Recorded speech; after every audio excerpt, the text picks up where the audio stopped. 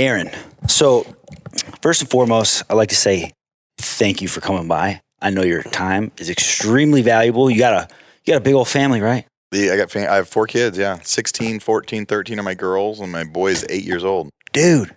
Yeah, I got a lot of kids. How did it feel when you had the boy? It was really funny because we already had 3 girls, yeah. and at that time we decided to have another kid. Like our youngest girl was like 6 or 7, and you're kind of in the home stretch at that point. You're like, you can go on trips, you can like leave them with babysitters. I'm like, do we really want to start again, like with a new baby? And she was like, yeah, we got to try again. We got to go again. But at that point, people are like, do you want a boy or a girl? But I was truly like, I didn't really mind at that point. Cause in one mind, I'm like, hey, if it's a girl, at that time, my whole house was pink. Yeah. There's pink castles, pink crowns, pink everything. And I'm like, if we get another girl, like she'll just come right in. It'll be easy. Yeah. And if we get a boy, it'll be fun and super new. So but he's my little best friend. He is so much fun, so much energy. Girls and boys are so different.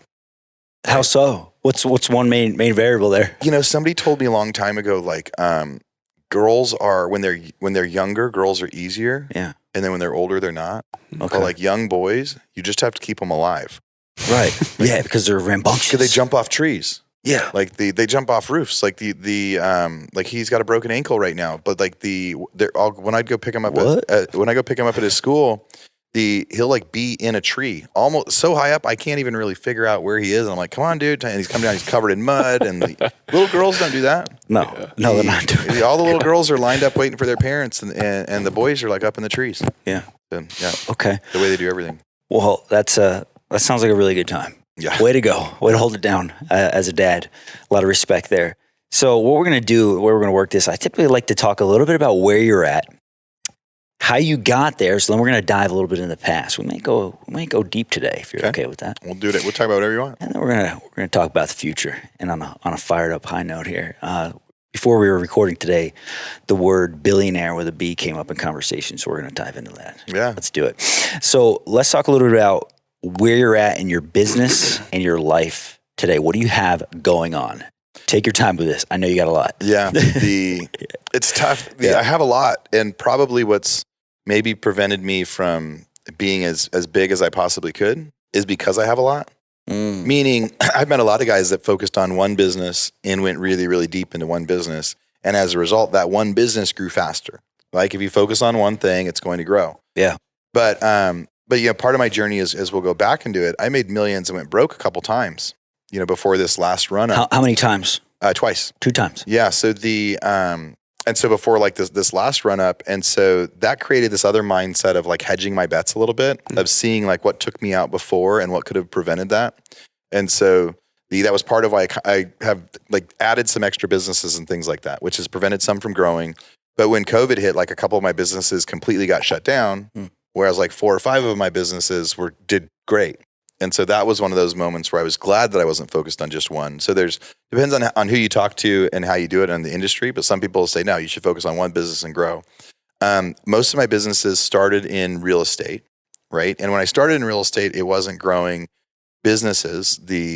First I was working for a home builder. I got out of college, was working for a home builder. Doing what? So I was the director of operations essentially for production home builder. Okay. In Southern California. And so everything I have now is in real estate, but I started like working for somebody, then I started flipping, but that wasn't really running a business yet. That was like going through the motions all myself. I didn't have employees yet. And so now I have a real estate holding company where we own a whole bunch of houses that we bought, over time. It'll be a fun thing that we get to talk about on how we did it. How long of time? So from 2009 to 2012, I flipped 1,000 houses on the courthouse steps. I kind of invented an industry there. I was a home builder, and then the housing market crashed, and I went from making essentially 6 figures plus a year right out of college. We were golfing a couple days a week to all of a sudden we laid off 70 out of 75 people, and we were trying to start new businesses. Trying to buy REOs, but we couldn't get our offers accepted. We discovered courthouse step foreclosures, and no one was doing it. And then pretty quickly said like, wait, this is something that I can do at scale. I can run it like a home builder. So from 2009 to 2012, I flipped 1,000 houses, buying on the courthouse steps, fixing, selling. We had giant real estate teams, construction teams, warranty teams. And 2012, these guys from Blackstone came out and met with me. And they were like, hey, we're getting into the single family rental industry. We think buying at auction there's great values out there. You should come work for us. Come work for us, shut down your company, come be our employee. And I should have Googled like, who is Blackstone? Because they literally said, hey, if you don't come to work for us, like we'll put you out of business. Like it's not like we're coming. And I was like, young, early 20s. I was kind of self-made at that point, and I was like, you're not going to put me out of business. Like even if we just get our commissions from last month, essentially I thought that I was unstoppable. And 2012 they put me out of business. Right. So from 2009 to 2012, I flipped houses. Right. Did really well. From 2013, essentially to 2015, I was scrambling trying to figure out what to do. What did they do to put you out of business? Essentially bought everything that was on the market. So when they said they were coming to buy rentals, I was like, well, I kind of looked at the houses that I'd bought over the last month or two, and I was like, well, this wouldn't be a good rental. This wouldn't be a good rental. This wouldn't be a good. So now they're not going to really compete with this because these rentals would only make like 1% a year. They're not going to beat me. But I didn't understand their business plan because they said they were in the single family rental space. But the way they put me out of business is they bought everything that was at auction. And at that time I had 20 employees and company cars and health plans. And every morning we would come pick up cashier's checks. They would drive to auctions and you'd get outbid. It was normal to like have a week where you'd have a dry run, right? So it was like, you just keep going, right? You're like, okay, we didn't get one. But then after 6 months of like going to auction and not being able to bid, they bought every single house at auction. They bought every single house on MLS over like a 4 or 5 month period. And by the time they were done, like 6 months later, housing prices had gone up like 40 to 45% in Northern California. Damn. Because they bought everything and they pushed the demand up. And then they did these giant cash out refis and then I was like, oh, that was the plan. So they were doing single family rentals, but their way to make money wasn't actually net cash flow.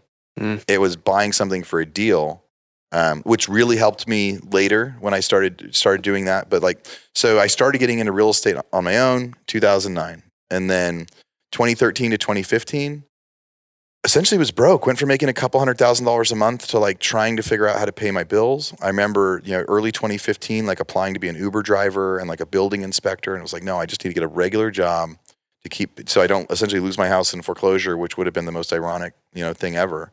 I ended up at an auction out here in Texas. How'd you end up with that? So the only good investment I bought in like 2010, 2011 was I bought an apartment complex in a town called Killeen, Texas, just about an hour north of here. Yeah. I only bought that because it was one of our investors said like, hey, I bought this apartment last year, essentially for like 1.4 million. And he's like, I really just need to get rid of it. And the cash flow looked good on paper. When I went and toured it, it was so bad. I said, hey, the most I could give you was like 300,000. So you should just list it on MLS. But he ended up selling it to me for 300,000. Okay. That was one of the incomes I had during that time. So 2015, the broker that was on that deal shoots me an email and says, hey, there's a apartment complex across the street from your other unit that's for sale right now. Here's the bankroll, everything on it. And so I'm like, all right, I'll look at it. And on the title report, it said was scheduled for foreclosure, had a notice of default on it. And it was scheduled for foreclosure in like 2 weeks. And I'm like, well, this is interesting because I have the rent rolls and all the items on it.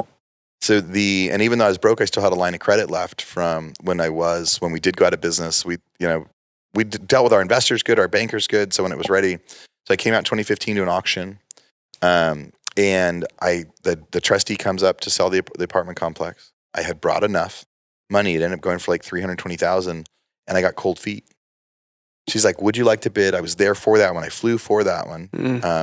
And she goes, going once, going twice, sold. And I'm like, I don't buy. And I'm sitting there going like, what just happened? It's frozen. Yeah, it's frozen. I got cold feet because I hadn't been successful in like a few years. Okay. I said, what if I forgot? Like no one else is here bidding on this. What if I forgot how? What if I missed something? Like first time in Texas. So then I'm sitting there like pretty sad, like going like, man, I couldn't even afford the flight on Southwest to get out here. Now I got to go home. And another trustee comes up and starts selling houses at auction. Were you married at the time? I was. So you're married at the time. You're kind of at a rock bottom place. Yeah. Yeah. You went out here to pick something up and to get the bacon, so to speak. You went home empty-handed. Yeah. What did that conversation look like? Well, it was funny because right after that, I called Killeen and I said, man, I said I didn't bid on it. She goes, what happened? I said, I didn't bid on it. She's like, what? I said, I got cold feet. And she's like, we couldn't even afford the flight for you to get out there. So while I'm sitting there sulking at auction, I hang up the phone. I haven't left yet. A trustee shows up and he starts selling houses, and they're selling for like $30,000 or $40,000 a piece. And I look around and nobody's standing there. Yeah. And he sells like 30 houses to nobody. Essentially, when they say the opening bid, if nobody buys it, it goes back to the bank. And I said, oh my God, this is like California 2009. Like when I went broke in 2012, when I started in California in 2009, there was 3 people at auction and hundreds of houses selling. Yeah. When I got put out of business by Blackstone, there was hundreds of people bidding on like a few houses at the end. And I had all these mantras of, if I ever get another chance, I'll do this different, this different, this different. So I remember sitting there going like, oh, I must have learned my lesson, because here's my other chance. This is like I'm getting a redo. I'm getting a redo of seeing, again, an industry in a market where no one else is aware of it. And then so even though I was sad I didn't get the apartment, I had a little bit of hope. You're still here. You had the call. Well, then flew home. Oh, you flew. Because auction happens once a month. Right. Okay. Got it. So auction happens once a month. And so then the next month I fly out on Friday. Yeah. And I'm like, I'm going to do this. So I do my system. I drive all the houses. I comp them. I do title. I show up at auction on that next Tuesday, and I buy 2 houses. Wow. And I drive to Home Depot and I go buy a drill and a lockbox. Yeah. And I turn on electricity on the way there so I can charge the drill outside for a minute. I drill the lock on the front door so I can change the locks, because the moment you win an auction, and I open the door, and the house had never been lived in. Oh. It was built a year prior, and the person who bought it never ended up moving in. So I had a brand new house. Heck yeah. I paid $114,000 for it. It was a 3,000 square foot house with granite counters and stainless appliances, brand new, up and clean. And I sold it for like $270,000 a month later, and I was like, I'm back. So but the crazy part, so the big difference, I remember I'd flipped 1,000 houses and went broke. And I remember thinking, man, if I'd have just kept 100 of those houses, I'd have been set for life. Yeah. And so this time the method was totally opposite. I started coming out every month. I'd buy 10 houses. I would flip just enough to pay my bills and be a down payment for the others. And then I would put renters in the others and just hold them. And just said, this time I'm going to do long-term holds. I also said prices will never go up in Texas. I'm tired of riding the big old wave. I just want nice and steady, nice and easy. Wow. Yeah. You really applied a ton of lessons from what you learned in the past. Yeah. To get you where you're at today. And there's a strong reflection of the two processes. Yeah. Right? It's amazing. The benefit of losing really, really bad, right? Like you make a ton of money and you lose it all, and like just sulking in that regret, you think about every little thing you did wrong. If I would have Googled Blackstone, if I would have tried to do a little bit more research of like, if I'm like, hey, their business plan isn't going to work. If I would have just done a little bit more research on something else, right? Or if I would have held a couple of the rentals, if I'd have had less staff, if I would have fired people sooner, like all these things, you get to reflect. Because I sat for 2 years going, again, I was super wealthy and then super broke. And so you go like, so you're sitting in pain. Oh yeah. Dude, you will learn your lesson. It's like being in prison, almost. Mental prison. Yeah, mental prison. And all you have time to do is think. All you have time to do is think. And so then you do learn these crazy lessons. So failure is the best way to learn something, but extreme, painful failure is how you learn something to where you go like, I don't want to do that again. And it helps you be more aware when the stuff was happening. So it helped me when I got my second chance, that I had really been just waiting for a second chance and had so much time to reflect on essentially my mistakes. So are you still acquiring and flipping?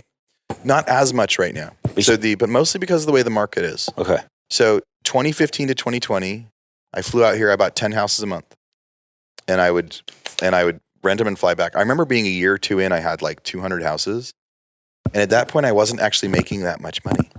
And I remember thinking like, man, this is a lot of work.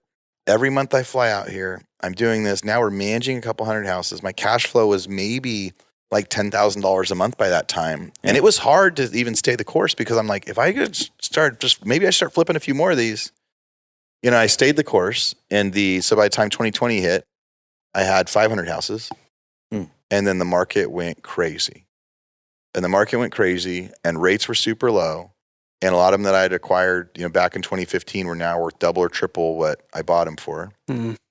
So it was like, so that was this big win. So it was like doing a bunch of singles, like buying rentals and holding. Like Yeah. sometimes in real estate, singles can turn into a giant home run. So 2020 was the home run.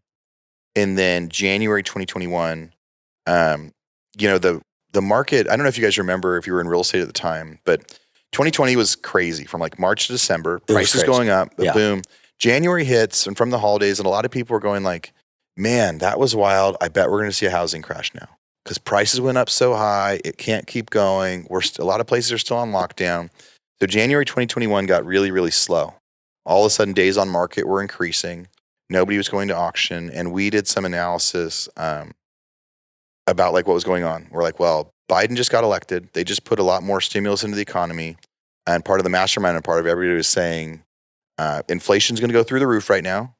Rates are super, super low. And if inflation's going to go through the roof, you should buy an asset. And essentially inflation at that time was the rate was like 5 or 6%. And in theory, it was like if you can buy something with a 3% interest rate when inflation is 5, that arbitrage spread is a home run no matter what. Yeah. So January 2021, when everybody else was slow. Yeah.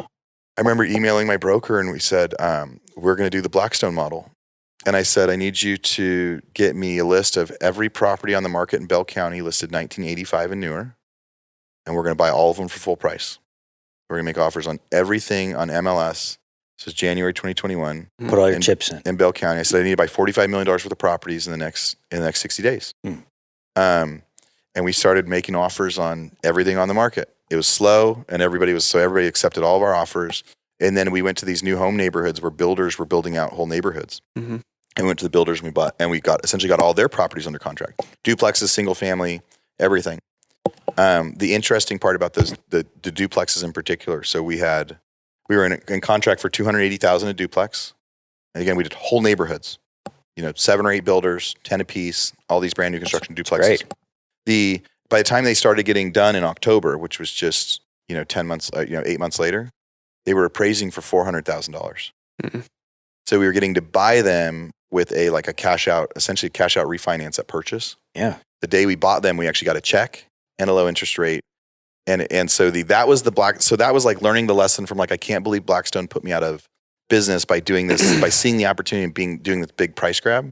January 2021, I was like, okay, I'd learned from the pain. I had really looked at it, dissected it, said, wait, this is my moment to do that same thing.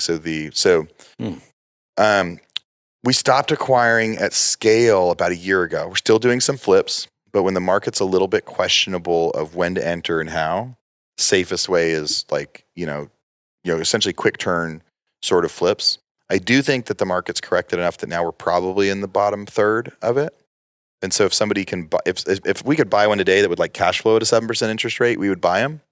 Or we're also trying to buy a lot of like subject to deals, but we're not buying as aggressively as we were. And when I say we, like some of it's with my partnership, some of it's just me and my employees, some of it's with, with different investment groups. So, but yeah, it's a lot slower right now. Who's your main point of contact in the everyday grind, so to speak? Probably my personal assistant. Okay. So she's the one that runs through my emails. She clears the stuff out to see which ones are important for me and which ones aren't. Helps with it. I mean, she helps with everything. There was a great book that, like 18 months ago, I went on a trip to Croatia with a bunch of the guys in my mastermind. Right? There's 20 of us in Croatia. What's the name of the mastermind? It's called Go Abundance. Okay. Yeah. So we were in Croatia on a yacht for 2 weeks. Right. And what was amazing about that trip for me is we're hanging out and I was like working every day. Like with the time change, I like had to make sure I had email access. I was on emails like an hour or two a day, like making sure everything was working right. Yeah. And there were several guys on the trip that were like, I don't have to do anything over the next 2 weeks. My company is taking, like, I know that it's handled. They're taking care of that. And I'm like, so I'm working every day while on vacation and these guys aren't. And I found myself going, and my businesses were bigger than theirs, but I found myself going, I want your life instead of mine. And then right after that trip, I read a book called Buy Back Your Time. Awesome. By Dan Martell. Yeah. I used to be part of Dan's mastermind. I've interviewed him on my podcast a couple of times. Great dude. When his book came out, it was a life changer. And one of his first things talks about getting the assistant that's going to get you so much time back. So, I took action. Huh? Took action. Took action right away. Yeah. and then had to spend a few weeks actually really like when you trust somebody to like take over your email and that sort, it took some time. Like 6 months later, I got to go on like a golf trip in Bandon in Oregon for like 8 or 9 days. And I didn't look at my email one time. It's priceless. During that. Yeah. And it was like, okay, I went from having like, so she's the one I have, my main point of contact every day is checking in with her. Yeah. Because she's getting to check in with like all my generals at each of the companies and things like that. What about a sounding board for big business decisions? So Who do you speak to for that? Yeah. So I've got a couple guys and we don't do it super often. So like, when I joined GoBundance, that was the first time I'd ever been a part of a mastermind. And it was at a perfect time for me because it was 2015, just as I was starting to be successful again. Because one of my problems in 2012 was when the Blackstone said like, hey, come work for us or we'll put you out of business. I didn't have a sounding board. I didn't have mentors telling me what to do. When on the months when I made $300,000 or $400,000, I didn't have mentors saying, you should buy a couple rentals and do that, or you should invest in something else or buy a business. I didn't have sounding boards. Right. So then the mastermind became my sounding board. And then there's a couple guys now that are my big sounding boards. My buddy Dan has a really big VA company. So when he has big business decisions, he's got thousands and thousands of employees. When he's got big business decisions, he reaches out to me. When I've got some, I reach out to him. There's different guys that I think are mentors in the space of. I don't have anybody that's done real estate the way that I do it as a mentor. But real estate for me has really just become running a business. Right. It's not just about buying houses anymore. Like I couldn't have owned 800 houses if I was just a real estate guy. Right. And then the other stuff that we shot. So yeah, I've got guys that I bounce ideas off of that are guys that I met through different masterminds or events that run their own businesses. I want to encourage everybody to really take note of what Aaron just said about how he didn't have a sounding board until he joined a mastermind. Yeah. That's pretty pivotal in your experience, yeah? Biggest advice for anyone trying to be successful in anything is having a sounding board and having mentors and having partners and having people that are like more successful than you in business. Right? I made a video about it the other day, but like the equation to being great at something is like, first you want to say that you want to be great at it. You want to get a coach that's going to help you with it. And then you're going to put in the reps. Whether you want to be good at surfing, at snowboarding, buying houses, right? Yeah. Like, so you decide you want to, you get a coach. So they like teach you the methods that they know already. You go get in the reps because now it takes practice. And then you review the tape, right? You go back afterward and you're like, okay, so let's reflect. So if you're trying to learn how to surf, you're reviewing the actual video tape, right? If you're trying to do business, you're reviewing like, let's reflect back to the last couple months with your mentor. Like, hey, so this house did good. And you could talk through why and those sorts of things. So a lot of similarities with sports and business. Yeah. And the other part about a mastermind, I remember when I was growing my business in like 2010, 2011, I didn't have anybody I could have real conversations with. The only people I was talking to were like other parents at like my kid's school at drop-off line. I couldn't say I made $100,000 on this flip. Yeah. Or I made $1 million on this apartment deal. Yeah. Or I lost $1 million last year on this. They weren't if you say I lost $1 million last year, they weren't feeling sorry for you. So I didn't have anybody that I talked to that actually experienced anything like I was experiencing. And then the first time I got to a mastermind, I remember being like, oh, I'm not alone. It was for the first time I didn't have to hold back my conversation. So if people are out there, if you're successful and you don't actually have one, you probably find yourself like when people are like, hey, what do you do? And you're like, oh, I do some real estate stuff. Right? Yeah. But you're not going to go like, well, I actually flip $1 million homes and I do this. So the benefit of the mastermind too is you get to say, this is what I'm doing, and then get the true advice of like, oh, I lost $1 million on this, and they go, oh, why? Like somebody that can dissect it with you. It's amazing. Valuable. Nice job. Why Bell County? Dude, it was God's all plan, places, man. It was God's plan and dumb luck, and that was where I had that apartment. I'd never the only other time I'd been there was when I flew out to go see the apartment. The only other time I'd been to Texas before coming to that auction was I flew out to buy that apartment. I was so terrified of flying. Instead of flying into doing a connection to get to Austin, there was no direct flight from SAC. Oh. So I flew to Dallas and then rented a car and drove 2 hours instead of getting a flight to closer, because I figured if I did a connection flight, I was doubling my chances of dying by air. That's true. And so I hated flying. Went out there and saw that house, and I was like, this is crazy. Nothing like it was, or that apartment, and I wasn't planning on ever coming back to Bell County. So it was just. It was just super lucky, man, because it was super lucky at the Yeah. same time. The other benefit that happened that was the perfect storm in Bell County was it's tons of VA buyers up there. So tons of VA buyers because it's the biggest Army base in the U.S. or one of the biggest in the U.S. Yep. So if you're flipping houses, VA buyers is kind of tough because when you comp something, comps say, hey, this house sold for $200,000. What it's not taking into consideration is that every one of them you're giving 3% back to the VA buyer to be able to buy a house. Mm-hmm. So flipping wise, you'd be like, oh, I bought it for $150. I can sell it for $200. But after full commissions and after always giving the 3% for the stuff, you don't have that big of a spread. But the amazing thing about military neighborhoods for buy and holds is the appraisal is based on the $200,000. Okay. Not the $200,000 minus the 4% VA concessions minus the other thing. Yeah. So you were like getting this extra boost. So essentially we could refinance for the same and get the same amount back as if we flipped it. Right? Because of that. Right. So if you're going to do buy and hold neighborhoods, and I learned it by accident by just being up there in Bell. But if you do buy and hold neighborhoods in like heavy military communities where there's lots of VA, you get a lot more bang for your buck because you can essentially refi and pull out the profit you would if you flipped it, but now you get to keep the house. Yeah, the stability there with the veterans and the military guys too. Probably very consistent. Yeah. Rental income, right? I would imagine. Yeah, very very consistent. And then but that appraisal part of it was the bigger part. Yeah. Like Wow. if you get money like you flipped a house, but also get the long term rental.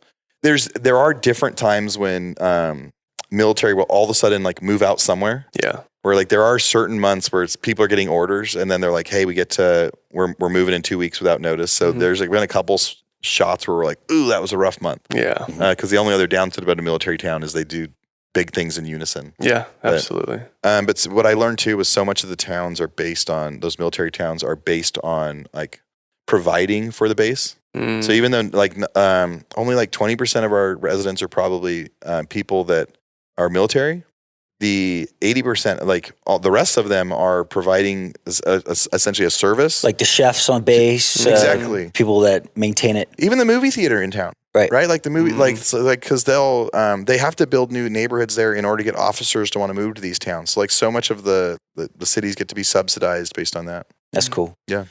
So you're still slightly dabbling in the flipping and acquisition space. Now let's talk. Still my favorite thing to do, right? Like we gotta have fun. It's exciting. Dude, I mean, you know a lot better than I do. It's really thrilling. There's nothing like walking into a house. When it's like auction wise and you unlock the door and you don't know what you're going to see on the other side. Or when you like see an opportunity of something and you get that before and after where you're like, whoa, right now this house is crappy. We're going to build it out. And then how you feel when you like somebody gets to move into a house that was on like flippers sometimes get a bad name. And I'm like, flippers are who can absolutely rescue the market. Mm-hmm. There's like 6 million vacant houses out there and a 3 million housing shortage. You're like, but the 6 million vacant houses are just like crappy old houses. Like, what's the solution? You need flippers to go like fix up the old ones. So people like, they don't need to build new houses. They just need to actually fix up the vacant ones that are out there. Superheroes to the rescue. So still doing a little bit of it, but because I love to do it. Yeah. But financially right now, it's not my best focus for my business plan.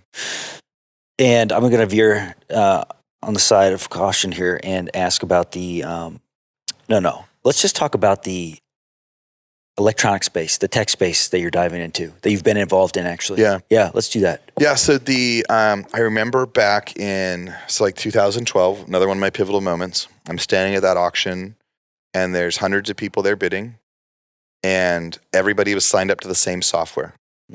Same software program. It's called Foreclosure Radar. Buddy of mine now, his name's Sean. I didn't meet him until just the last few years, but he was the guy that owned it. I remember thinking the only person winning today is Sean.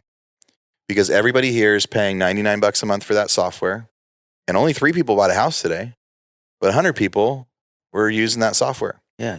So in 2017, so now I have a little bit I've been doing pretty well and now in clean. And then I had expanded to other places in Texas to Austin and south of here. I was subscribing to a company called Roddy's Foreclosure Listing Service. And I had like built my app. And I remember reaching out to them and said, hey, I was like praying in the shower and I said, reach out to these guys. I sent him a cold email. Hey, I've got some software I'd like to send to your clients. They actually emailed me back right away, and we spent like 6 months of me trying to build this white label app to be able to sell my product to their people. And then it ended up fizzling out for, like it's a longer story, but we weren't able to come to a deal. And then, 2017, but I wanted to create that as a hedge. 2017, the owner passed away that owned the company. Dang. And, I sent an email that just said, sorry for your loss to the other guys that were part of the company that I had met with over there. And I didn't think anything else of it. And a month later, a guy calls me and he essentially says like, hey, I don't know if you remember meeting me when we were doing the software stuff, but I'm representing, George's wife who inherited the company. And would you be interested in buying it? And it was really, really crazy in this lesson of like building good relationships and putting forth the effort. I remember when the deal didn't go through, I remember going like, God, why did you send me down this path? Because I didn't have the $30,000 to really build that white label. And now that the deal fell out, like, why did this happen? And I remember when I got that call, I'm like, oh, thank you. That's why it happened. So, because it was essentially a year later when I got the opportunity, and they didn't take it to market. They didn't say like, because a bunch of people wanted to buy the company. Right. They brought it to me. Yeah. And they said, make me an offer. I made him an offer. They sold me the company. So at that point, it was just a data company. Yeah. That I started taking the other software that I built and adding on top of. My mindset was the same as like, I knew that eventually people would start outbidding me in Texas. Mm-hmm. So, but if people wanted to outbid me at the time, that meant there was going to be a lot. Because right now, when I was buying and clean, nobody was there. It was me buying everything. I knew eventually there'd be 20 or 30 or 50 people there. Only matter of time. It only mattered of time, like it was in California. So I wanted to make sure I bought the software company, the data company, essentially. So when there was 50 people there outbidding me, then I would at least be selling them the software like Sean was out there. So the software just started as foreclosure data. 2017, I bought that company. And 2018, 2019, 2020, there would become counties that now had 50 or 100 subscribers that I could no longer compete, because I like getting deals because nobody else knows about the deals. I like finding the secret and getting the deal. So my own clients were putting me out of business in certain markets, but it was great because it was the ultimate hedge. It was another one of those lessons when I went broke. It was like that ultimate hedge of what I could do. And then last year, about a year, well, I guess probably like 18 months ago, we started switching our this version of software that I was using to buy houses, because what we found was what was unique about the COVID era is there's people scheduled for foreclosure every month right now, right? But 90 to 95% of them have a ton of equity. The unique thing about Texas is if somebody stops making their payment today, they miss their January payment, they could be scheduled for auction on February 3rd. Wow. Oh, right? You can miss one payment and lose your house here. Dang. In California, it's like a 9-month process. In Texas, it is not. Like it's a 21-day notice. It's fast. So you have people out here in Texas that are like, hey, you're going to lose your house in 21 days. They have $200,000 in equity, but the market's kind of slow. So they could go list it on MLS, but they could sell it for more, but and most of them don't know they only had 21 days. They don't know that after they missed their first payment, they could actually get foreclosed on. Mm-hmm. And so there's a ton of equity in a very short period of time. So we started transitioning our software and our product. We still have plenty of people that go to auction and buy, but we wanted to create ways for people to find those people ahead of time. Mm-hmm. So we added this like outbound, essentially outreach software. It's like a built-in CRM where it's calling, texting, emailing, essentially saying. Well, does yours give people ratings by chance on how likely they are to want to sell? Yeah. So we have a likely to sell, we have a likely to default, and then first it starts with foreclosures, right? So the highest motivated is you're losing your house at auction in 3 weeks. Mm. And so then our software will say, hey, you can send everybody a text message within about 15 minutes of time. Customized text messages, batching through 10 DLCC compliant because no text messages are the same. We have certain conversations as ways we get people to opt in or opt out. So essentially, foreclosure list comes out in 3 days for the February auction. We blast out to everybody that's scheduled for auction. Hey, I have a client looking to buy a house in your neighborhood. And we can go into scripts and stuff later if you want, if you have real estate listeners. But so the software essentially does this outreach and says, hey, would you like to sell us your house? And it gives this opportunity where they're like, oh, I'm losing my house in 3 weeks. Like maybe I'll sell to somebody now. So those are people that are like in default. And so we mastered a way where you can quickly try to do that, because that's when it's like a match made in heaven. They owe $100,000 on their house. It's worth $200,000. In 3 weeks, they're going to lose it and get zero. Right. If you give them 120, 140, 150, 180, right? You're still getting a deal and they're walking away with cash. It is a win-win. Yes. Super, super happy. And there's all sorts of ways to scale that. And then we came up with this newer software, or just a newer data piece. So we mastered how to do the foreclosure leads, but there's only a certain amount. There's 6,000 in Texas this month, right? That's a lot, but it's not. But you can't run a whole business on it. Then our new lead that we came up with was a likely to default lead. And that's somebody that is likely to miss their first mortgage payment in the next 120 days. It could be because it's a AI generated stuff from a combination of things. So it could be they stopped paying their water bill, so they've got liened by the city. They stopped mowing their lawn, because as soon as you start having troubles, like missing your mortgage payment's usually the last thing. The extra signs are like they stopped mowing their lawn because they realized they were going to lose their house. Right? They stopped taking care of the outside. They stopped paying their water bill. Like they know they got to pay their mortgage, but they know the city's not actually going to shut off their water if they live there. So their water stays on, but they start getting liens. So our software goes through all this other data set and says, oh, these people are likely to default in the next 120 days. The downside of a foreclosure lead is you only have 3 weeks to do the deal, right? And so sometimes like the paperwork doesn't get done in time. The likely to default is a very similar lead. They're not quite as motivated, but they know they're starting to have trouble, and they're likely to default in the next 120 days. It's a lot more likely you can get a deal with them to buy somewhere between what they owe and what it's worth. But you can do a normal transaction. You don't need cash. You can get a loan on it. You don't need hard money, that sort of thing. You haven't mentioned the names of the softwares. Yeah. Are you not allowed to? Oh no, I'd love to, dude. Oh, please, I just yeah, try to. This is great. I try to provide value and but without advertising. But I appreciate it. So our company's called PropHawk. So it's PROPHAWK. Oh, very good. And our big pitch that we tell people, so like especially people in like the real estate like investing space. Say we have all the same data as PropStream. PropStream is one of the biggest data providers that's out there right now. We have the same texting solution as Launch Control. So Launch Control is one of the biggest texting platforms out there. We have a dialer that's like DialPad built in, and we have a CRM like InvestorFuse. But the difference is it's all in one thing. So instead of signing up $99 for PropStream and $650 for Launch Control and $150 for InvestorFuse, right? Like we're one package instead. And our one package is super cheap. Like we started like $20 a month. And then when people if you want to get the same like $900 package of number of leads, those other ones, we're $150 a month compared to other people's 1,000. So why are we so much cheaper? Like we're so much cheaper. One, because we're the new guy. Two is a lot of the data feed that we get. I had that anyway for my foreclosure data company where we just sell the foreclosure leads. Yeah. So it's like a sunk cost that we don't have to worry about. And then the challenge with PropHawk, if I'm being honest, I said it at kind of the beginning. If you focus on one business, you can grow one business. Yeah. It's funny because we have data and texting and calling and CRM all in one. Some people aren't really used to that. It's a lot. They're like, they would like rather have their system. They'll come to us like, oh, I'm looking for a way to replace Launch Control. Cool, you can replace Launch Control, but we can also replace all your other stuff.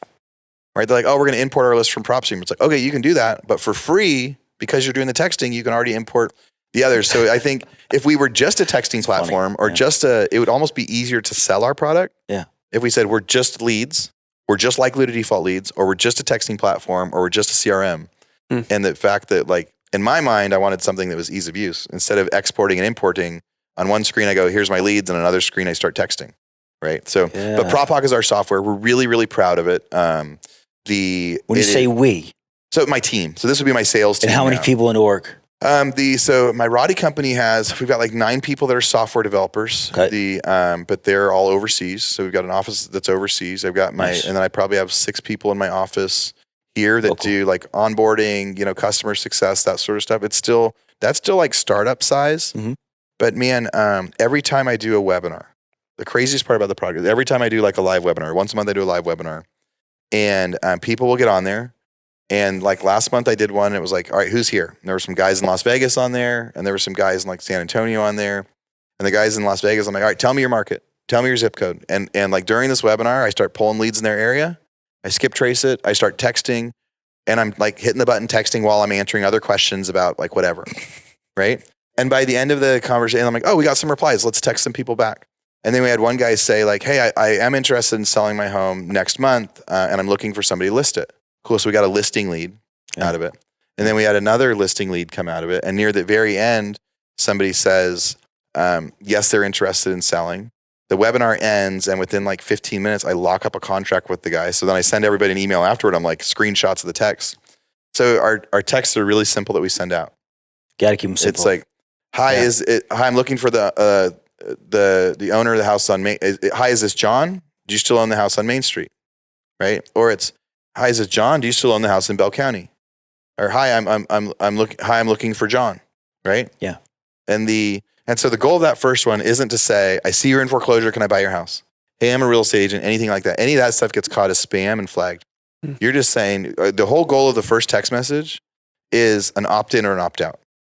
And people want to say like, I see you're losing your house in this. Like I have opportunities where you don't. Like if you're going to do texting, and the same thing we do with our cold calling. First call, is this John? Now people will say yes or no because they don't know if their dog got out.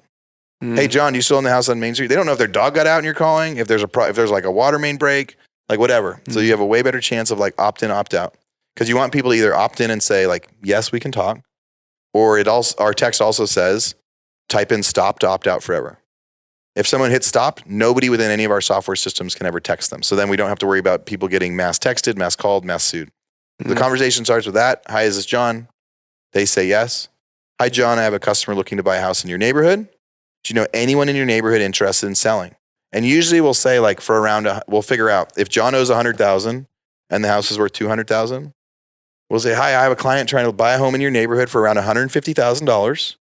Do you know anyone in your neighborhood that's interested in selling? And at the end of that last webinar, the guy goes, yes. And then I said, well, are you interested in selling? And he said, yes. And I said, for $150,000, $150K? Yeah. And he goes, yes.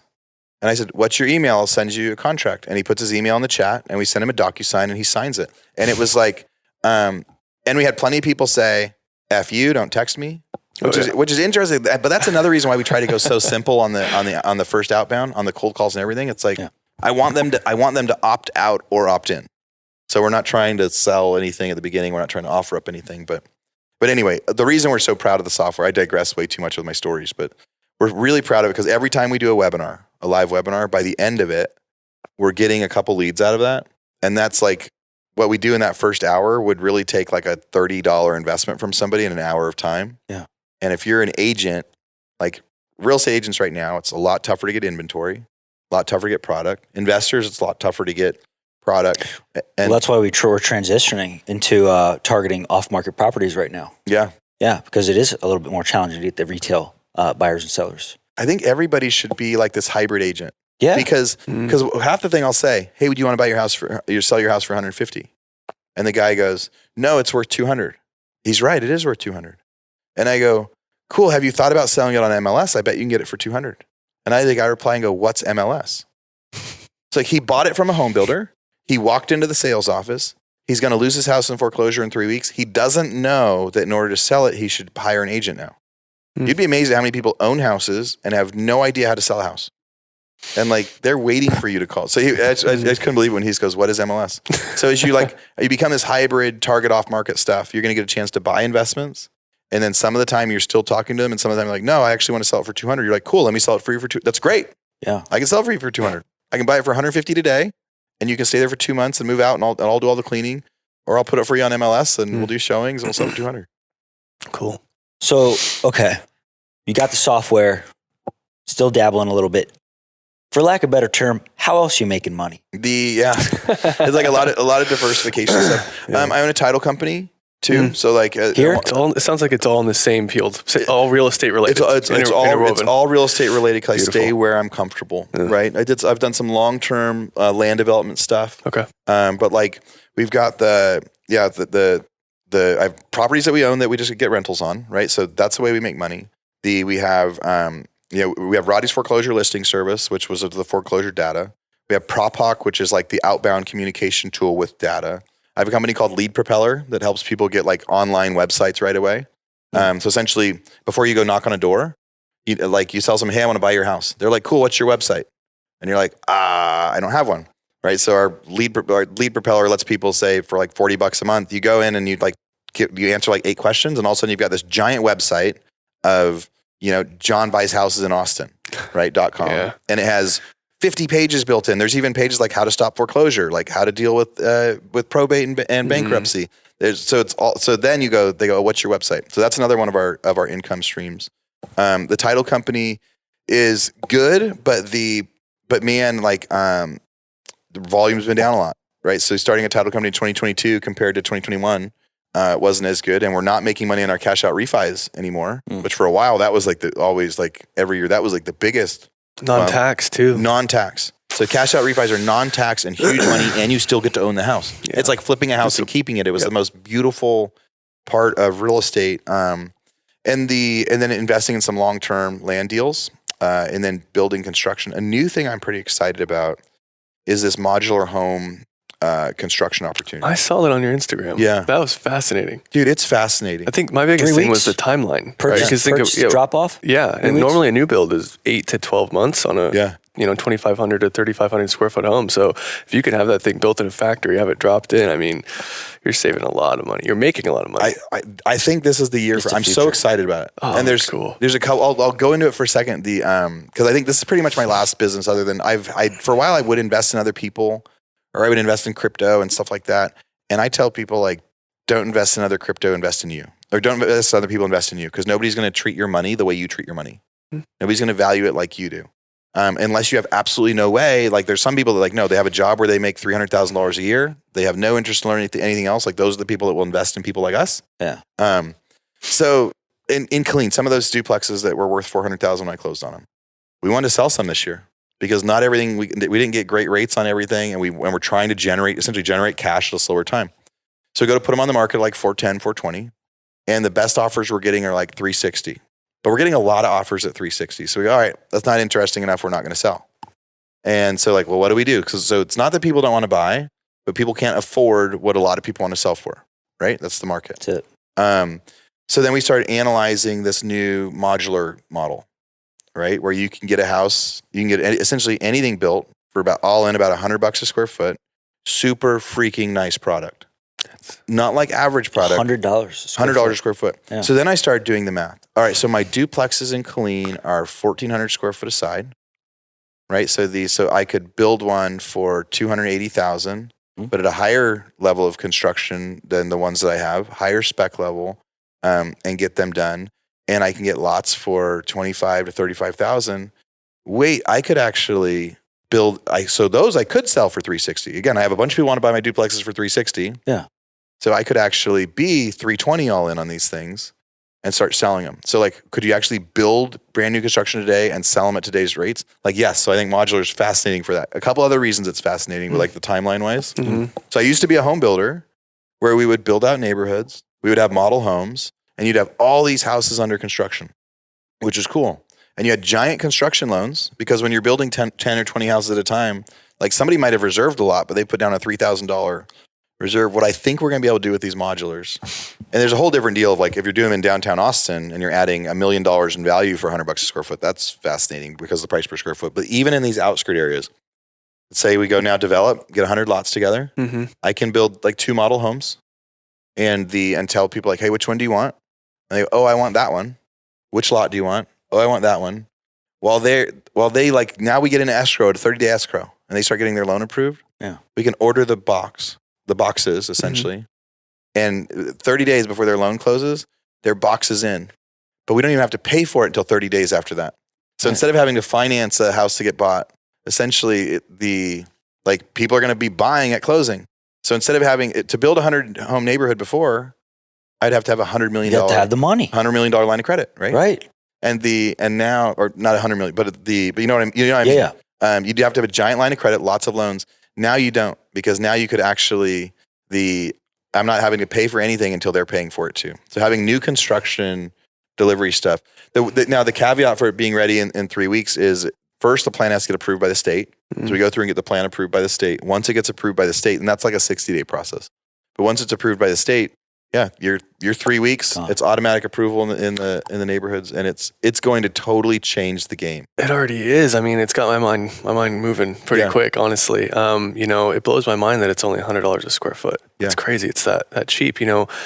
I've been looking at some new builds myself outside of flipping, and the prices I've been getting from quotes from contractors is more like $225, $250 a square foot. So it's less than half of that, I mean, the profit, like you were saying, in a 78702 downtown area, zip code here in Austin, put like a nice modern new build spec home with that price. profit is pretty great, especially if you don't have to pay up front for it. So you're saying, just to kind of grasp that fully, you're saying that you don't have to pay for it until it's delivered or till it's fully dropped off? Until within 30 days after drop off. 30 days after? Yeah. Oh my gosh. So if you've pre-sold it, right, you're never actually putting any money out for it. So it's an infinite return because you're not really coming. Yeah. You're not coming out of pocket. It's an infinite return. The dropping a granny unit in the backyard. Yeah. Right. Like you got a nice expensive property downtown. You're just adding some square footage in the back. I own an apartment complex in McGregor, and I spent time getting this land next door approved for 96 units, like 18 months ago. Well, that was the work. So it's like, all right. So now, essentially, I haven't started building it because the market changed, because rates changed, because construction changing, everything else. But the manufacturer says they can actually build the apartment complex with the boxes too. No way. So you can start to. So they're like, is this manufacturer a secret? I tell people to message me and I can do some of the intros on that, because there are a lot of different companies out there that are starting to do this. Okay. Right. And one of the guys that I've started to partner with, he just started building a new factory that's closer to Austin. So when that's done, instead of them having to get shipped from North Carolina, New Mexico, and things like that, because that's where they're getting built. And shipped from. Right now they'll be here. So I'm very excited about that. I think the opportunities are going to be endless. Being able to buy, it's essentially apartment complexes and stuff too. There's some limitations, right? It's a more square deal.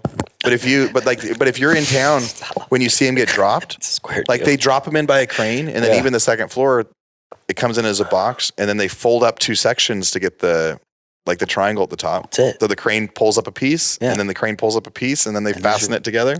You know, when I first watched that part of like my monkey mind was like, no, let's just stick to what you know. Like there's no way that would be like beneficial or profitable. After actually hearing you and all of the details, I'm like, that is insanely innovative, and it's very fascinating. Yeah. Yeah. That's cool. People can even do really expensive. There's a video, if you search like China, apartment modular, there's a video of this, 20-story building getting put up in a day from like all the building blocks getting put in place. You could, if you send them a giant custom plan of like 10,000 square feet, that's not going to be $100 a square foot, right? Because they have to piece everything together, and they'll have walls that are open and things like that. But for a lot of the product that's at least pretty normal around here, and duplexes and things like that, you send in a plan, and the plan that comes out is pretty similar. But I definitely believe in stick to what you know. Yeah. Right. Like I definitely believe in that. If the cost wasn't so much less. And the time concept wasn't so innovating of that idea. Again, building out a neighborhood. If I'm going to build out a neighborhood, or like an apartment, the apartment could actually get finished in a day. That's another powerful thing too, is moving this concept from residential to commercial, like you're saying. Yeah. I mean, instead of 9 months construction of extra interest and things like that, you get to start lease up, within a week or two of actually paying for the building. Oh my God. That's wild. Yeah. So that's my next exciting thing, because every year I'm trying to figure out what's next. I also make money with my masterminds. So I've got I have a few different ones. So I've got one that's called the Real Estate Rockstars, where it's just real estate agents come out here in March. I have a podcast called the Real Estate Rockstars and a podcast called the King's Table. Those actually do make money and from other things too. King's Table, I recommended the All In podcast to you guys to listen to. King's Table is a similar format to that, where me and 3 other podcasters talk about life and business and things like that. So my Real Estate Rockstars Mastermind is just for agents. We come out to Austin every year. That sells out within a couple months every time. So it's in March. It's in like 6 weeks, but we sold it out in May. So that's a fun one. That started as like a give back thing, but now has been good. And then I do my investor deep dive stuff. I call it my inner circle. Yeah. Where I bring 15 people every quarter to my office. But those guys have to be experienced investors. They have to be people that are making at least $150,000 a year already. Okay. To come in, and we spend 2 days in real estate. Sure. And then they come spend a couple days at my office. And that's a fascinating, really fun event. Like that one is, because at the beginning, like maybe 8-10 months ago, I said, how am I going to make up for the fact that I'm not making an extra $200,000 a month flipping anymore? Right. So like what is one of the avenues to do that? And then so the mastermind became part of that. And smart. As a quick aside of how people make money, like social media, right? You guys talking about the stuff that I've been posting on social and those sorts of things. I have a few friends that have grown these giant Instagram, YouTube stuff. And I remember about 18 months ago, I was sitting with some of them, and I was talking about the fact that like if all of their businesses went out of business, because of the social media reach they have, they could start something new tomorrow. Right, because they have the context. They could sell anything. Yeah. They could come That's to market. Value. That's value. Yeah. That's My buddy Brandon, like the DocuSign paid him like $20,000 to make a story that he was using DocuSign, right? So it's like, because of his reach. And so you go like, great. So then about 18 months ago, I said, I need to grow my social media brand because now I've been broke a couple times, right? And I think now knock on wood somewhere, now I think that I'm well enough that I'm a lot safer than I was in any of those other times. But there's also this idea like of what if you had to start over? People will say, what if you had to start over? But so I'm just trying to grow a really big social media brand now of just leading with content, leading with lessons, leading with value, trying to teach people stuff. With that idea, if the bigger that I grow that, then the more people I can sell a product to, sell something to that's along the same lines. And so I've been working really, really hard at growing my social this year. And then the mastermind is probably the biggest part of that, of like, if people are on there, but even the stuff like the modulars, I make that video on the modulars and I've got 30 people that are saying, how do I do one of these? Yeah. Can you do it in this town, in this city, and that sort of thing? And that's totally based on social media growth. So I think social media is important. So that's another one of my businesses that doesn't pay me a whole lot of money right now, but is a big part of how I make money in my businesses, and someday it'll be one of its own little branches of my company. So we gotta throw it back just for the sake of time here. We're gonna take a hard left turn. Yeah. Okay. I talk too much, I know. Oh no, you're doing great. This is awesome. It's a lot of value. I'm just listening. I'm soaking it all in. It's a lot of value. Full page of notes over here. Where'd you grow up? Small town, Oregon. So the 14,000 people there. Yeah. Till what age to what age? A lot of people I went to high school with still live there. What town is it? I'm from Washington State, like almost Oregon. So Klamath Falls. I know Klamath Falls. I'm from Eatonville. Do you know Eatonville? You do? Yeah. This is about right near on my army. That is awesome. Yeah, I even have a friend that lives there now. So it's a very small town in Oregon. Town. What'd your folks do? My mom was she was a special ed teacher, then a teacher, then a vice principal, and then a superintendent. She worked her way up, normal job through the city schools, and became a superintendent. Yeah. My dad was a home builder. He would build custom homes. Okay. And so what I got to learn in the 80s and 90s was there were times of thriving and times of not. Mm-hmm. So there were times when my dad's home building business was very, very successful, and it was very, very cool. And there were times when it wasn't. Early 80s, interest rates went crazy, right? And people stopped being able to build. Klamath Falls was a logging town, and they made the spotted owl. This is so funny. As a kid, I remember they made the spotted owl a endangered species, and so it shut down all of the logging in Klamath Falls. So like 80% of the money that was going into that city evaporated. Logging was no longer allowed, and so my dad went from building houses to going door to door selling fireplaces. Like when I think about when I was like, I got to be an Uber driver now, right? It reminded me of like when my dad was selling fireplaces door to door. What descriptive words, a couple of bullet points, would you use to describe your time in your household growing up? Man, some years we were incredibly poor, and some years we were incredibly thriving. And I don't really know how to describe it. Like what was it like growing up there? Like small town didn't really prepare me for what life was going to be like. But I know that I just learned a lot from my parents, and like where I grew up definitely like shaped a lot of who I was. Yeah, let's dive into a couple of the principles that you remember today from them. Yeah, so the best story of principle of what happened was during the summer when it was awesome and all the other kids were out playing. Yeah. My dad had me go weed eat essentially the hillside. He's like, but I'm going to pay you. And I'm like, but it doesn't matter. I don't want the money. I don't want to work. I don't want to do that. I want to be playing with my friends. He's like, no, essentially like he needed somebody to do it. I had to do it. And then we'd get snow days. So if we don't get snow days out. Well, I guess we do now. Well, I'm from New York. I know snow days. We got a couple. But you're 10 years old and you see the snow starting and you're like, oh man, I hope we get so much snow we don't have to go to school tomorrow. We listen on the radio, snow day, school's canceled day. Yes. Everybody's getting their snowsuits on. Everybody in the neighborhood, they're sledding, they're snowboarding, they're playing, they're building stuff. And my dad says, no, you don't get to. I need you to get on the roof and shovel all the snow off the roof first so our roofs don't cave in. So I'm shoveling snow off the roof while all the other kids in the neighborhood are playing, and my siblings, frankly. My siblings are out playing and sledding, and everybody else is. And how many siblings? 3. So all younger? No. So they all got to go have fun? I tell you what, I was really resentful when I was younger, and I couldn't be more grateful now. Because I don't know why I was picked as the one that had to do it. I don't know why I was picked as the one that had to do the work. What did that do to you, knowing that you were the one that was picked? I was angry about it. Like I didn't appreciate it and know about it until I didn't Mm. actually get the benefit of it until I was in my 20s. Right.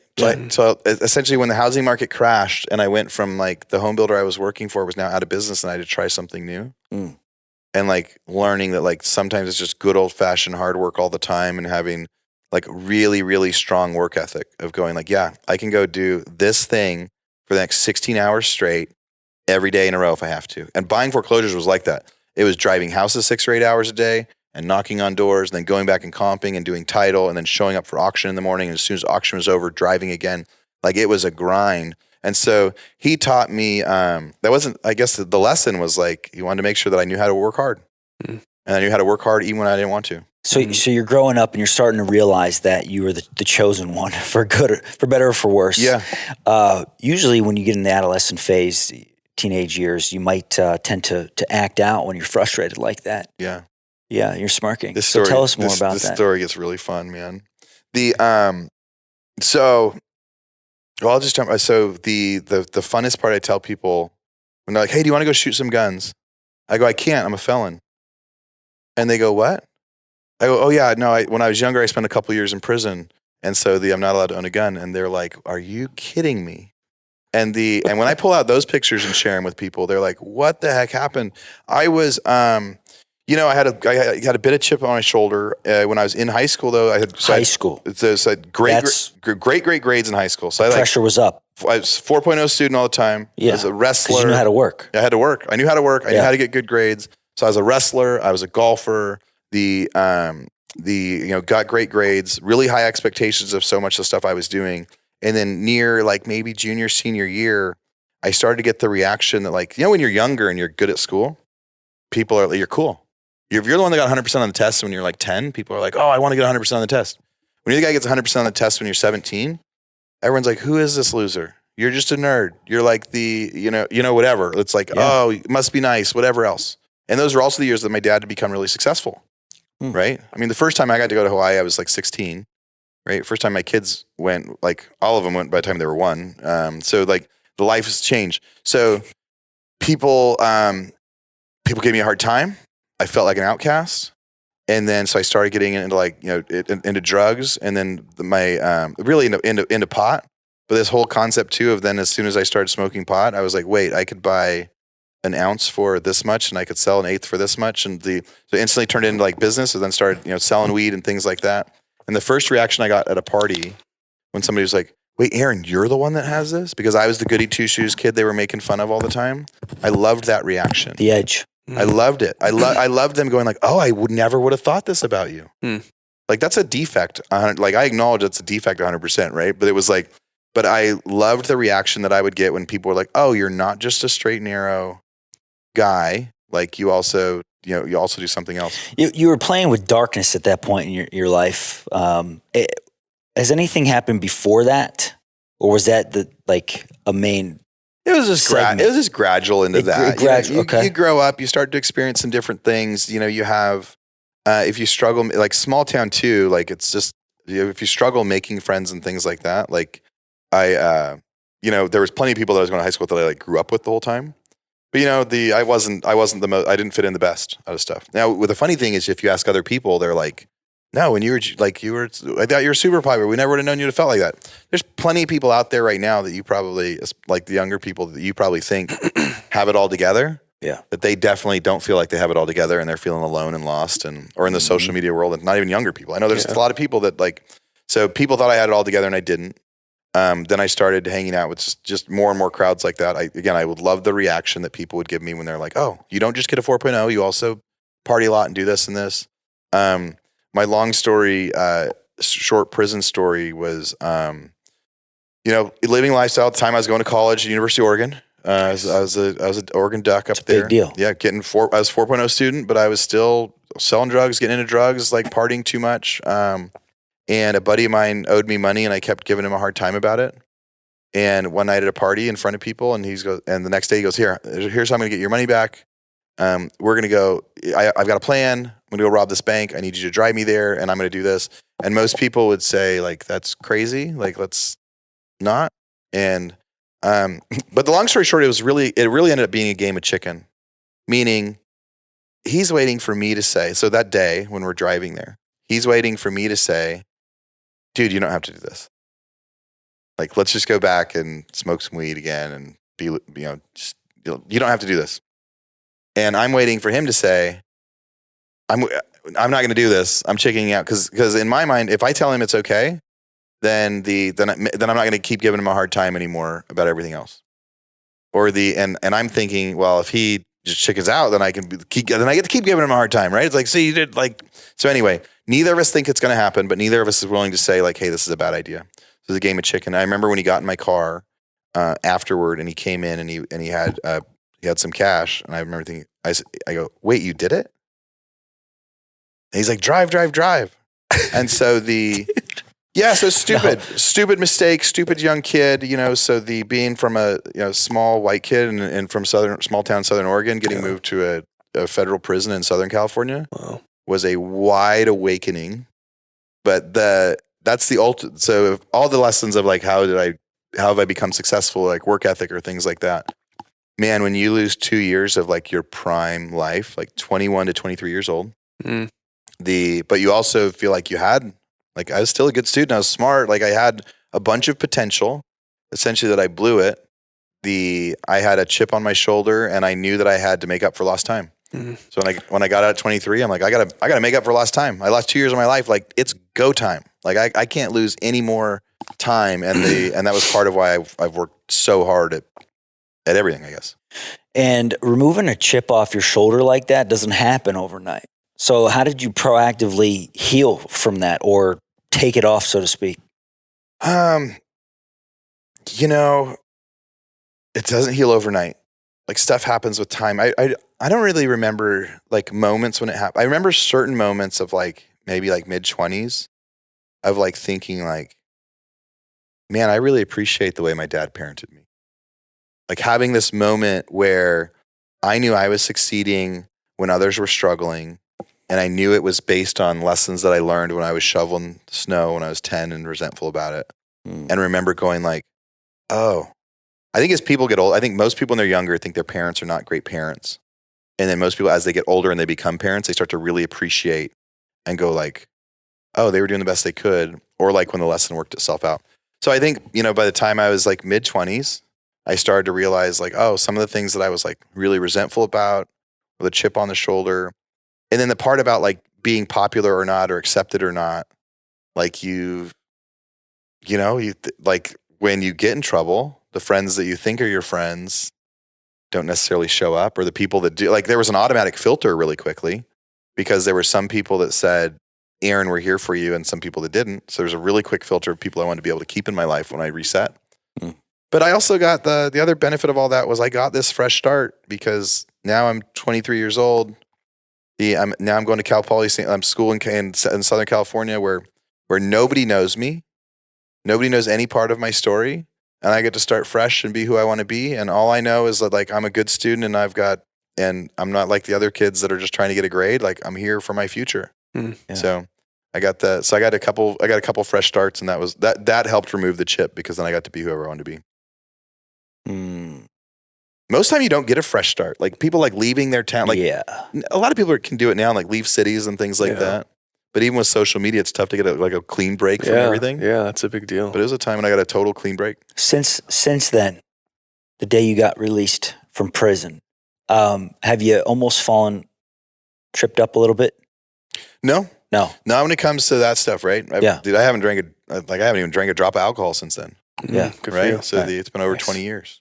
You know, It's good. yeah. So I like support that. that was like no. So that part was easy. I think it really helped to have, and even when I've like had some ups and downs since then, right, from like business and things like that, I think it just really helped to get that fresh start of going, man, like there's some bottoms that people don't want to go back to. So, and then getting some pretty quick success afterward, I guess, right? Like then getting into school and then being great and then winning these national championships of that stuff and then getting hired at the height of the housing boom, even though that was short lived before it crashed. I really got some validation of okay, this new everything works. But that was always in there. I remember a counselor telling me like, Aaron, you have to be the best at you always have this thing where you have to be the best at everything. He goes, so when you were in school, you were an A student, and when you were an athlete, you were this. And he's like, but when you were, doing drugs or being a drug dealer, the same thing. You had to be the best at everything. So you took everything to these whole different levels. So Aaron, just in your if you can take your personality and just turn the volume down to like 95. He goes, your biggest weakness is like you have this chip on your shoulder that you have to be the best at everything. But if you can turn that volume down to 95, then that'll be your biggest strength. Where's that come from? I don't know if he had told it to other people or not before, but that was just something that he told me that day. Where does your desire to be? Them like just that? My brain's just broken a little bit different than other people's. I think entrepreneurs are built different. My brain gets pretty scattered with the way that it works. I know I have met people that don't want to be an entrepreneur at all, that they want stability. They want to have a job and they want to get paid well. They want to make sure they're getting paid next month and they have their plan and their stuff. And I love them. But I've met people, they have no interest. I remember talking to a buddy, he goes, I'm telling him about my ups and downs and the stuff. And he goes, I think you have a much higher tolerance to risk than I do, Aaron. But Say the least, here's how crazy the brain is. So I think entrepreneurs have something built different where the rise of the up and down. The ride Is like, it's fun. exciting. Yeah. Like the way down is as fun as the way up. It's weird. So yeah, I think it's just the way, I don't think something happened to me that made me like that. I think my brain is like that. But I also think that most entrepreneurs, it's like a fine line between like probably bipolar and like entrepreneur. Yeah. Yeah, that sounds pretty good. Something I'll add that I noticed in myself, and I'm actually working on a PhD in clinical psychology, so I get to kind of combine entrepreneurship with psychology and all these fascinating things. And this is something that I have accepted in myself, is there seems to be an infinite amount of inadequacy within myself. Like it's never fully good enough. Mm-hmm. And that's what drives me. It's what makes me keep going and wanting more houses and wanting to keep being better and better and better. And I think it's a powerful component of our experience that we can tap into, of that infinite nature. But it can sometimes leave a little bit of, what's the right word? I guess feeling dissatisfied with ourselves in the present moment. Mm-hmm. So I guess, I don't know if you experienced that, but that's something that I noticed in myself, and I've seen kind of in others in the entrepreneurial space and just high achievers in general. That seems to be something that is there. Do you resonate with that, or do you think that's something that you've seen as well? Yeah, no, it totally makes sense. And I think that's fascinating that you get to do psychologically studies too. Yeah. Because when you think about like Elon Musk is a great example of that, right? Of just how, and when people talk about like the way they meet him and when they meet him and talk to him and just how he does everything, like, and sleep on the floor at the place for a while, and they'll talk about him getting like manic, and like, if you look at old interviews of him, there's times when he is on and he's a performer, and there's times when he's crazy and angry, and like you just never know what side of him you're going to get. And you go, how can somebody that successful, people like articles will say like, but they can't like control himself, right? Like when he smokes weed on Joe Rogan, people are like, what the heck's he doing, right? But it's just like who he is, But it's part of like he has the same sickness that we do. But I think the inadequacy drive.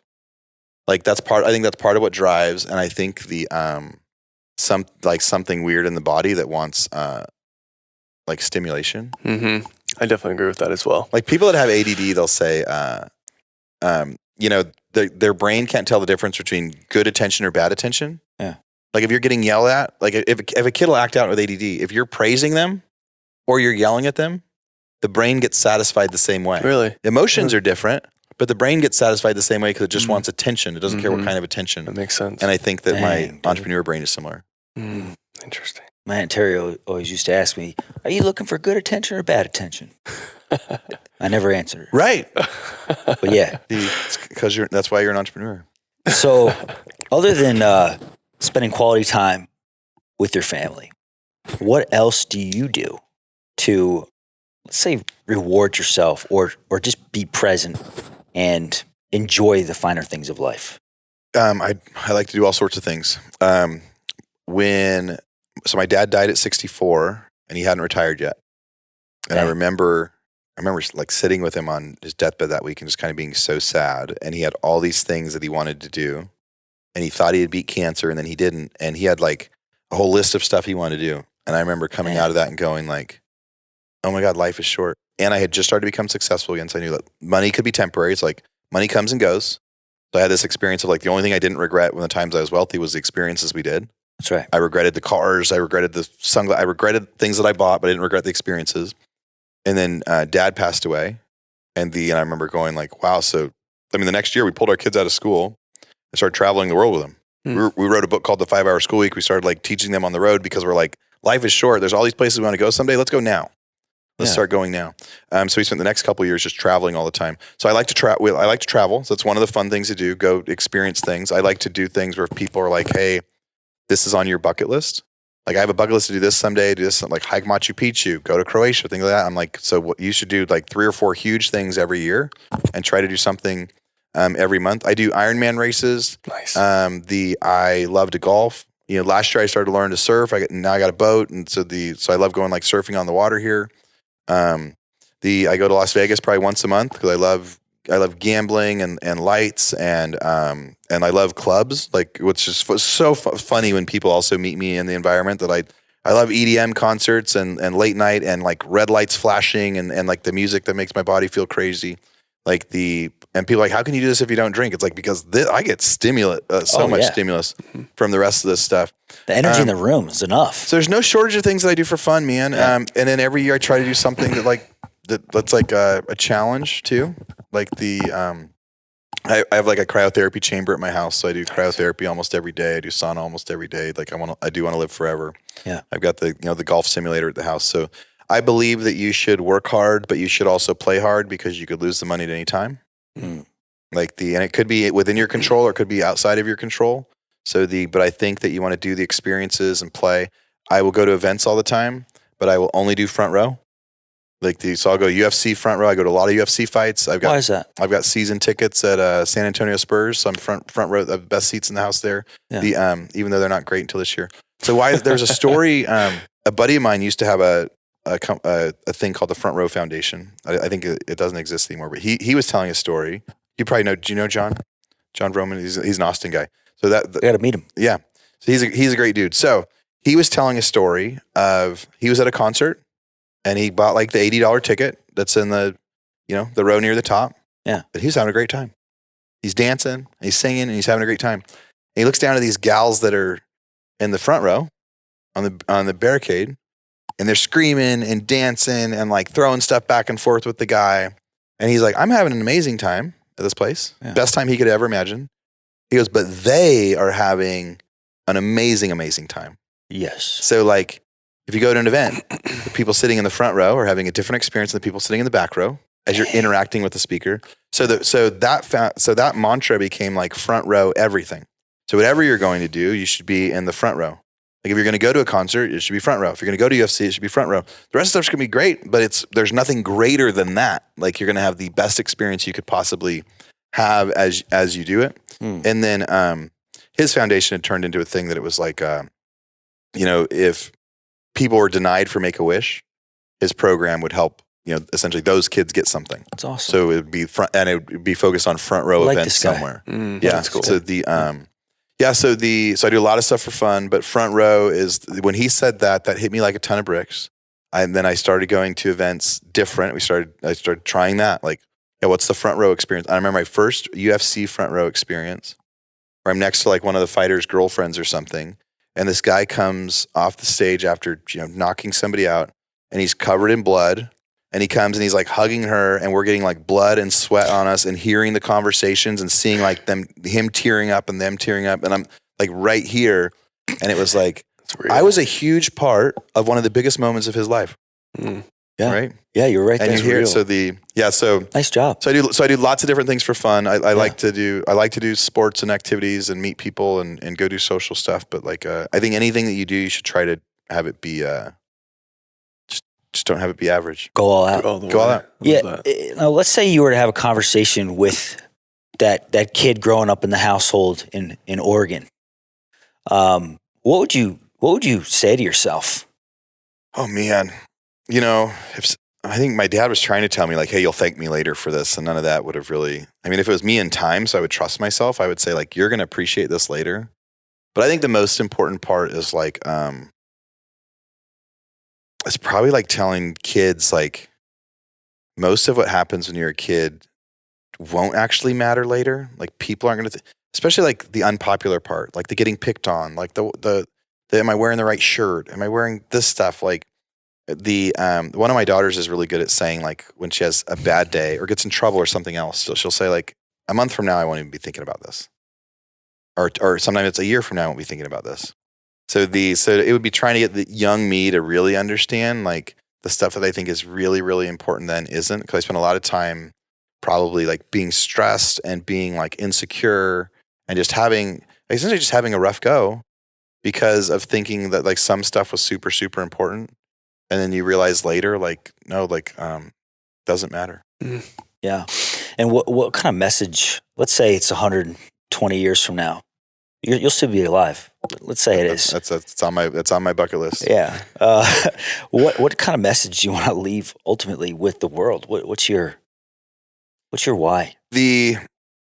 Before we started recording, I said something about the fact like, that I want to be a billionaire. Yeah. Right. And people go like, you get a bunch of weird reactions when you say that. Right. Because some people are like, why? Right. Or like, some people say like, must be nice. Or some people say why. Or some people say that's a stupid goal. Really? Or something to have. Yeah. Not in this room. And some people think it's great. But I think the reality is if you really want to change the world, you need to have influence. And influence costs money, essentially. Right. So like, do I know what message that I want to be teaching? I know there's all sorts of things that happen that I go, this is unfair, or this isn't right. Or like, there's all sorts of things that happen that we go like, wow, like, this is the game board is set up. We don't like the rules. I've learned how to play within the rules and do really well at the game. But like but there's plenty of rules that happen. I'm like, I wish I could change those rules. So, my big thing is it's a lot of people say it though, like the message today would still be the same one of, life is short. Tomorrow isn't promised. So like, do the thing today. Like that thing, like everybody's got a thing of, I'm going to do this someday. Like people listening today, like there's like, man, I would really want to be able to go do that. And if it's one of those things that you've thought about so much, imagine if you never get to do it. Right. Imagine if you were going to see one of the churches in Paris that burnt down last year. Right. Imagine if you were going to go to like there's a whole city in Maui that's gone now that burnt down last year in Lahaina. Yeah. Right. Like imagine if there was something there. So stuff goes away. Like we hiked Machu Picchu Trail in Peru, and then it was like got shut down for a while the next year. We didn't know if it was going to reopen or when COVID hit, and all of a sudden you couldn't travel to all sorts of places. So, tomorrow isn't promised. You could get cancer. You could get hit by a car. You could go broke. So like, do the thing today. And you'll never regret spending time and money on experiences over things. Well said. Wow. This has been a fired up podcast, to say the least. It's been fun to chat with you guys. I love this stuff. Yeah, I'd love to get to hear more about the business stuff you guys are doing and the houses you're flipping and investing in and all that. Thank you, man. Thank you. It means a lot. Seriously. I know you got a lot of kids and you took time away from your family today to be with us. Thanks for sharing your message. How can people get a hold of you? The most fun way, thank you for letting me come on again and getting to chat and reaching out. I was glad I got to meet you a couple weeks ago at a mixer out here. That's some of the most fun things Cool. I like being able to do. Yeah. Instagram is my favorite place, for people to come find me and talk to me. And it's at Aaron Amuchastegui. The cool thing about having a unique name and actually growing a little bit there, if people type in Aaron AMU, it'll find me on everybody's phone. So so you don't have to learn how to spell Amuchastegui. You just have to be able to spell Aaron AMU, and it'll find the rest. I host the Real Estate Rockstars podcast and the King's Table podcast. But dude, I message people back and forth on Instagram all the time. Yeah. So if you're not on Instagram, Facebook works. And if you're not in any of those, like you go to prophawk.com. There's a little chat box on the right corner that goes to the guy that has a desk next to me. Oh, cool. So you can say, I heard Aaron on this podcast and I want to ask him about his foreclosure book, or I want to ask him about his homeschooling, or any of the million things we didn't get to talk about today. Yeah. The people can find me. Dang. Awesome. That's cool. Well, folks, you heard it here first. Greg Carlson, Pivotal Moments Podcast. Till next time, stay fired up.